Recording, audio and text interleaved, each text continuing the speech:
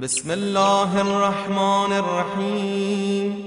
السلام عليكم يا أولياء الله، السلام عليكم يا حجج الله، السلام عليكم يا نور الله في ظلمات الأرض، السلام عليكم صلوات الله عليكم وعلى آل بيتكم الطيبين الطاهرين.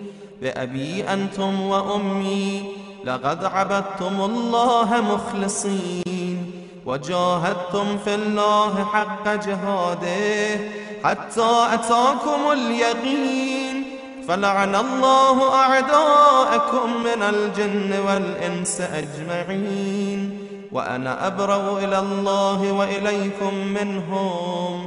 يا مولاي يا أبا إبراهيم موسى بن جعفر، يا مولاي يا أبا الحسن علي بن موسى، يا مولاي يا أبا جعفر محمد بن علي، يا مولاي يا أبا الحسن علي بن محمد، أنا مولى لكم مؤمن بسركم وجهركم، متضيف بكم في يومكم هذا وهو يوم الأربعاء، ومستجير بكم، فأضيفوني وأجيروني بآل بيتكم الطيبين الطاهرين.